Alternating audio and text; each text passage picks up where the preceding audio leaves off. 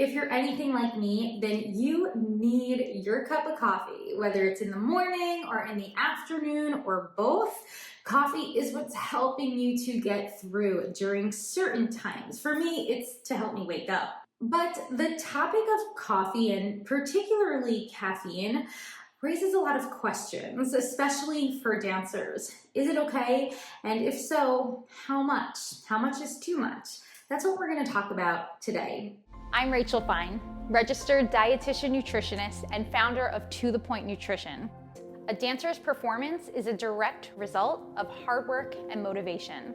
So where does food fit into this? There's a lot of myths and a ton of antiquated ideals, and I'm here to dispel those. Hi, I'm Rachel Fine. I'm a registered dietitian nutritionist here to help you and all your fellow dancers make that connection between food and nutrition and your performance. But through this work, we also learn how to build a supportive relationship with both our plates and our bodies.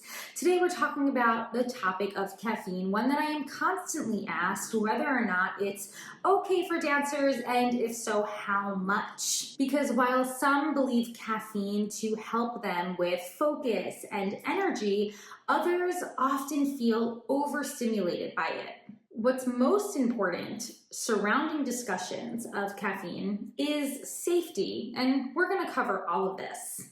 But what exactly is caffeine? Caffeine is technically considered a drug. It's a stimulant that acts on our brain and nervous system. It's found naturally in foods like in dark chocolate, in drinks like coffees and teas.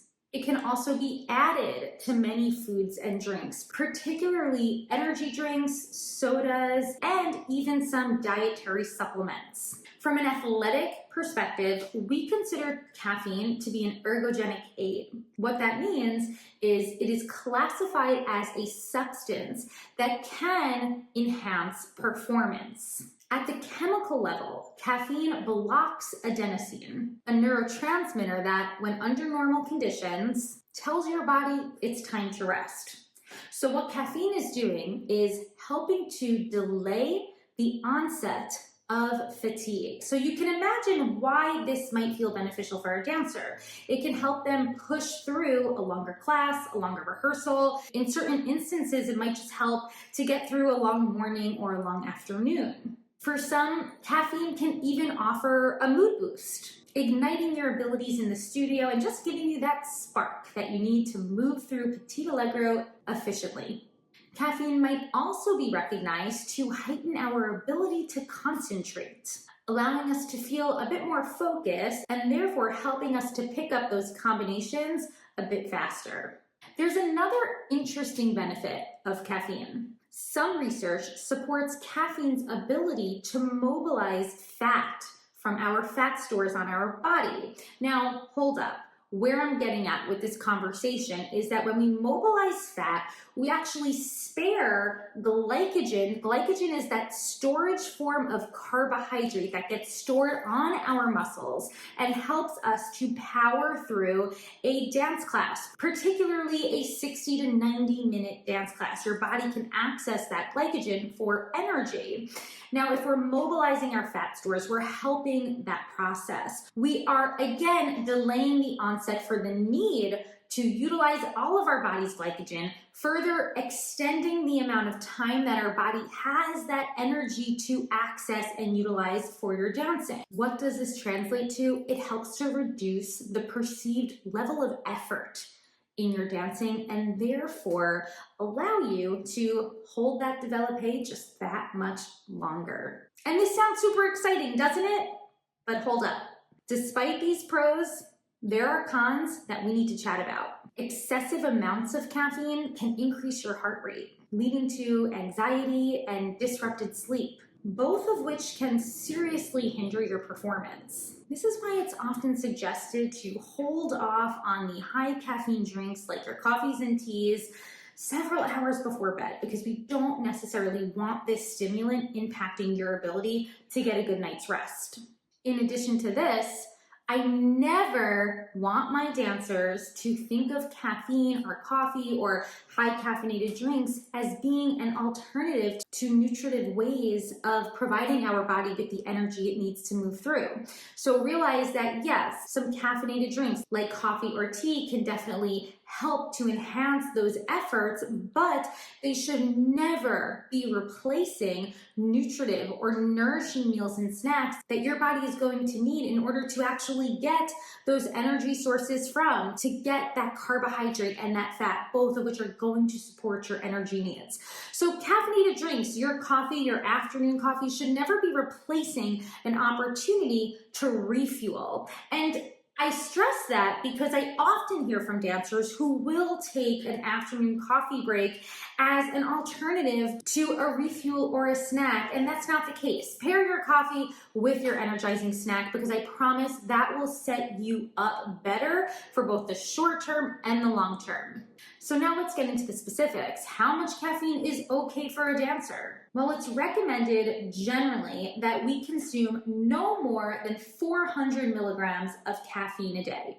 Now, just to give you perspective, a standard 8-ounce cup of coffee, that's a pretty small cup of coffee, just an FYI. If we're comparing this to coffee that you're buying in your favorite bakery or cafe, chances are those sizes are starting at 12 ounces or more. But in your standard 8-ounce cup of coffee, you're looking at 100 milligrams of caffeine. And energy drinks can contain nearly 4 times this amount. So every dancer is going to have a unique sensitivity to caffeine, an amount that they feel works for them without leaving them feeling too jittery or anxious or struggling to fall asleep at night. But even so, in general, I recommend maxing it out at 1 to 2 cups of coffee per day, or 2 to 4 cups of caffeinated tea, which happens to have a significantly less amount of caffeine in it than coffee does. But also keep in mind that your caffeine levels can add up from energy drinks, coffees, and teas, but also food like dark chocolate. So it's important to be aware of the sizes of the drinks you are consuming, be aware of the amounts of caffeinated containing foods you might be eating, and make sure that you are also building attunement to how you're feeling during the day, not becoming too overly reliant on caffeine to push you through, not allowing caffeine to replace opportunities to refuel. To answer a few more FAQs, one of the most common questions I hear is, might I be addicted to caffeine? Well, in small and moderate amounts, the chances of you being addicted to caffeine are relatively low. But for those who do drink highly caffeinated beverages quite frequently, it is possible to build a tolerance and even experience symptoms like irritability, headaches, and fatigue when you miss or perhaps don't meet the standard amount that you have been consuming on a day-to-day. This doesn't necessarily mean that you should uphold yourself to consuming a high level of caffeine each day, but rather recognize if you are going overboard and then start to wean yourself down and start relying a bit more on other hydrating drinks, whether that's water, flavored water, maybe coconut water, seltzer. The options are endless. Another question, will caffeine stunt my growth? Not necessarily. I will tell you there is some research that shows us that very excessive intakes of caffeine, we're talking like 800 milligrams or more, might result in calcium losses through your urine or pee, potentially limiting the availability of calcium for strong bones. So in addition to encouraging more low or moderate amounts of caffeine throughout your day, I'm also always encouraging that dancers consider some calcium-rich and vitamin D-rich foods when they're proactively planning those dancer fuel plans. I've got another article and video about that, and I'll share the link below. And the same goes for whether or not caffeinated beverages can dehydrate us. So technically, no, it can't. But if you're going overboard and only drinking caffeinated beverages throughout your day, you might be missing other opportunities to get in those other hydrating sources. So again, it still comes back to small and moderate amounts. In fact, drinking coffee and tea can totally count towards your hydration goals. But we still don't want excessive amounts of caffeine to replace other opportunities to both refuel and rehydrate with those other types of fluids. And then the final question that I'm often asked about: what about energy drinks? Are they okay for dancers? Now, I, as a non-diet dietitian, am very hesitant to label any food as being off limits. I have to make a small exception right now because energy drinks are not preferable for dancers. They typically contain very high levels of caffeine. And because I know a lot of dancers are also drinking teas and coffees, these levels of caffeine can truly add up, increasing your heart rate, causing that jitteriness, and really impacting your ability to get a good night of sleep, much of which is needed for your recovery process. There are additional reasons why I'm not the biggest fan of energy drinks, but I'm going to save it for the blog post. I'm going to link that below. Head to my blog, dancenutrition.com, just type in caffeine and you will be taken to the article to learn more. But if any questions come up, just reach out. I'm here to support you. Until next time.